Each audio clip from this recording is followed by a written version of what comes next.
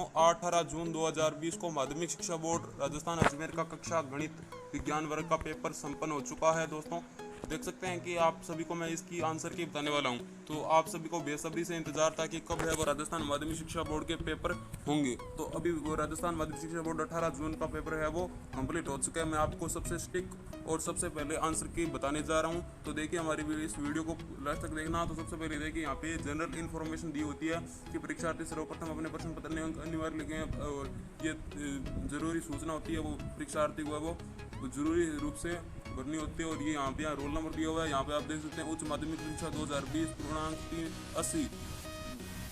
अब आपको मैं बताने जा रहा हूँ इसके क्वेश्चन। तो देखिए दोस्तों अपने सेक्शन ए पर चले जाते हैं। इसके क्वेश्चन में सबसे पहले सेक्शन ए आया था, जो आपको इस तरह से मिला होगा। यहाँ पे आपको दिया हुआ था कि अफ आर से आर अफ एक्स बराबर x square plus 5x plus 9 हो तो अफ इनवर्स 8 और अफ इनवर्स 9 का है वो मान ज्ञात कीजिए। तो इसमें दोस्तों आपको देखिए यहाँ पे यदि आप अफ इनवर्स एक्स का फॉर्मूला बनाकर इसको करोगे तो यह सवाल नहीं होने वाला है। इसको आपको इस प्रकार से करना था कि अफ इनवर्स 8 का मान है वो एक्स के बराबर मानना था, इसके बराबर यानी कि अफ एक्स बराबर आपका हो जाता 8 और ये एक समीकरण बन जाती। ठीक है, यहाँ पे जैसे कि ये समीकरण बन जाती है, यानी एफ एक्स का मान यहाँ पे 8 लेकर करना था एक बार, ये 9 लेकर करना था और इस समीकरण को हल करना था। ये एफ एक्स यानी कि x square plus 5x plus 9 बराबर 8 वाली समीकरण थी, वो आपको श्रीधर आचार्य वाले सूत्र से करनी थी। जी हाँ दोस्तों, श्रीधर आचार्य वाले सूत्र से करनी थी, और जो सीधी समीकरण थी इसको ये सीधी सॉल्व हो रही थी। इस प्रकार से इसका जो राइट आंसर था वो रूट में कुछ आया था पहले का, और दूसरे का आया था वो भी कुछ अलग आया था, जैसे कि -5 और 0। मेरे हिसाब से यही क्वेश्चन इसका आंसर होगा। तो देखिए दूसरा क्वेश्चन था, दूसरे क्वेश्चन में आपको क्या करना था 2 tan inverse x plus tan inverse x cube था। ठीक है, इसका मान ज्ञात करना था दूसरे क्वेश्चन में। तो इसको आप मान किस प्रकार ज्ञात करना था, यहाँ पे आपको tan इनवर्स x और tan इनवर्स y वाला फॉर्मूला लगाना था, जहाँ पे tan इनवर्स बाहर आ जाता और आपको 10 से 10 कर जाता और 2 गुणा ऊपर कर देते, तो इसका उत्तर आता मेरे हिसाब से लगभग 2/1 माइनस एक्स स्क्वायर। इसका कुछ इस तरह से आंसर आने वाला था। बढ़ते हैं नेक्स्ट क्वेश्चन की तरफ। तो देखिए आपके बोर्ड परीक्षा में तीसरा क्वेश्चन जो पूछा गया था, इसमें क्या था कि k+4 ये मैट्रिक्स दी हुई थी और इस मैट्रिक्स के दोनों ये बराबर है। तो यहाँ पे a का मान पूछ लिया था, तो इसमें दो समीकरण बनती k+4 बराबर a और ये बनती k-6 बराबर -8। इस प्रकार से इन दोनों समीकरणों को हल करके आप इसके हल कर सकते थे। देखिए चौथा क्वेश्चन है व्युत्क्रमणीय और अव्युत्क्रमणीय अवयव को परिभाषित कीजिए। तो चौथे क्वेश्चन में क्या करना था कि व्युत्क्रमणीय अवयव वह होता है जिसका व्युत्क्रम ज्ञात किया जा सके, यानी मोड ऑफ ए बराबर नॉट इक्वल टू 0 होता है। यदि अव्युत्क्रमणीय अवयव में mod of A equal to 0 होता है। इस प्रकार से चौथा क्वेश्चन था। पांचवा क्वेश्चन देखिए, ये सिद्ध कीजिए कि अंतराल में फलन अफ एक्स बराबर वर्धमान और न ही आसमान है। इसके लिए आपको अफ डैश एक्स का मान ज्ञात करना था और यहाँ पे एक्स एलिमेंट इस संख्या में से लेकर आपको ये सिद्ध करना था। छठे क्वेश्चन की तरफ बढ़ते हैं। तो ये आपको देखिए समाकलन, ये समाकलन आपको दिया हुआ था। इसमें क्या करना था, आपको 1 माइनस साइन एक्स के ऊपर गुणा करनी थी और 1 माइनस साइन एक्स के नीचे गुणा करनी थी, और आपको ये नीचे 1 माइनस कोस स्क्वायर हो जाता है और साइन स्क्वायर एक्स बने बटा में भाग देके आप इसे है वो हल कर सकते थे। इसको आपको आई गुणा जे यानी मैट्रिक्स बना के इसको हल करना था सातवें क्वेश्चन को। बढ़ते हैं नेक्स्ट क्वेश्चन की तरफ, आठवें की तरफ। तो दोस्तों देखिए आठवां क्वेश्चन आपको दिया था कि बिंदु ए बी और सी यदि सेरेक्स इसको क्या करना था, सेरेक्स लगाना था, यानी कि आपको मैट्रिक्स की सहायता से भी हल कर सकते थे या फिर इनके समीकरण बनाकर भी हल कर सकते थे सीधी रूप में। चलते हैं 9वें क्वेश्चन की तरफ। 9वें में रेखीय प्रोग्राम का सुसंगत हल क्षेत्र क्या होता है, वह यानी कि इसका आंसर होगा वह हल क्षेत्र जो एक्स अक्ष और वाई अक्ष से परिबद्ध होगा सुसंगत हल क्षेत्र वो कहलाता है, यानी एक्स अक्ष और वाई अक्ष से परिबद्ध हल क्षेत्र वो सुसंगत हल क्षेत्र कहलाता है। इसका मान ये होना चाहिए। और 10वें क्वेश्चन में पी और पी बी और पी ए यूनियन भी बराबर दे रखा था, पी इंटरसेक्शन भी मान ज्ञात करना था। तो यहाँ पे आपको P A plus P B minus P A union भी आपको इसमें रखना था और पी इंटरसेक्शन भी आपको ज्ञात हो जाता। सेक्शन बी में चलते हैं। तो सेक्शन बी में आपको 11वां दिया था, यदि फलन अफ और जी ऐसे देगा तो इसमें ये सिद्ध करना था। आपने इसको मेरे हिसाब से सिद्ध कर दिया होगा।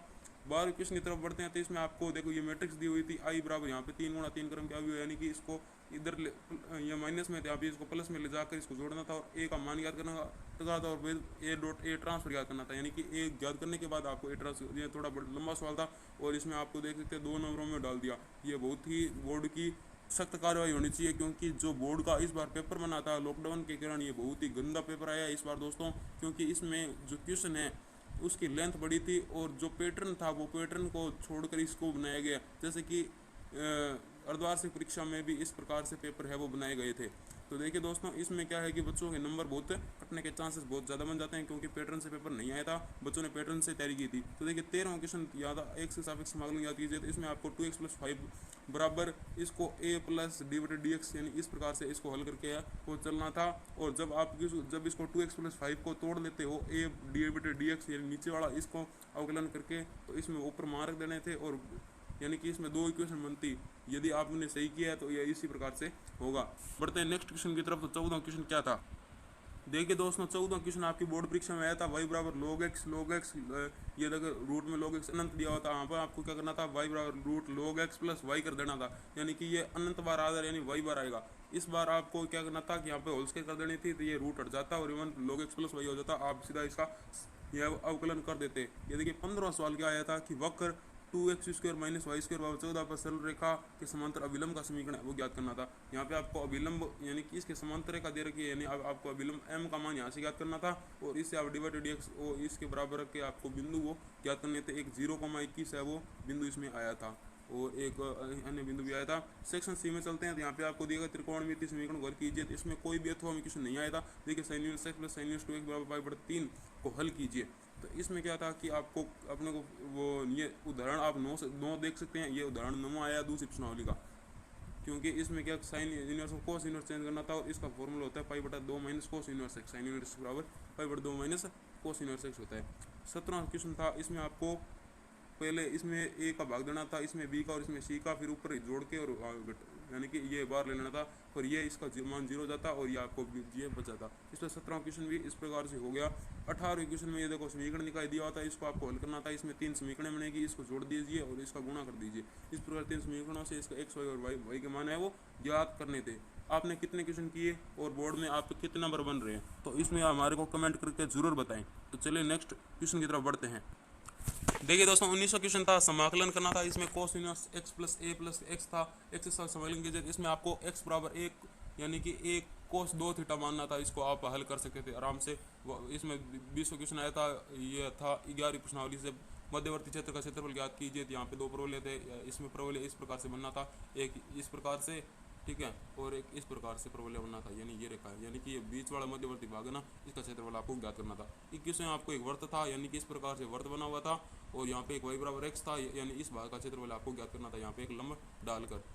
नेक्स्ट क्वेश्चन की तरफ बढ़ते हैं। तो 22वें में आपको ये रेखिका का समीकरण दी हुई थी। इसमें 1 प्लस वाई स्क्वायर को आपको अंदर गुणा करना था, इसको भी गुणा करना था, और जब ये गुणा हो जाता तब आपको इधर की तरफ इसको यानी एक एक्स क्यूब और 1 प्लस वाई स्क्वायर वाई वाले को इधर ले आना था, और ये आपको ये बर्नौली समीकरण बन जाती। ये दोस्तों 6 नंबर वाले में क्वेश्चन आना था, पर इसमें ना यथवा में दिया, सीधे 3 नंबर में क्वेश्चन ये देखो डाल दिया। ये बहुत बड़े बड़े क्वेश्चन थे, इसलिए बच्चों ने बहुत कम हल किए इनको। देखिए आपने क्या हल किया इनको, ये देखिए इसमें ये रेखिका का समीकरण थी, इसको भी हल करना था। जैसे कि यहाँ पे दिया, इसको इधर की तरफ लेकर जाना था, इसको बट्टा में जाना था, फिर यहाँ पे dx बटे dy करना था। इस प्रकार से आप इस समीकरण को हल कर सकते थे। 24वां क्वेश्चन था वो 8.6 से आपको दिया गया है। ये उदाहरण में मेरे हिसाब से उदाहरण में होगा। 25वां था रेखन प्रोग्राम समस्या का हल कीजिए। तो आपने इसका हल ज्ञात कर दिया होगा। इसका हल आया था दोस्तों, इसका हल कुछ इस प्रकार से आया था कि इसमें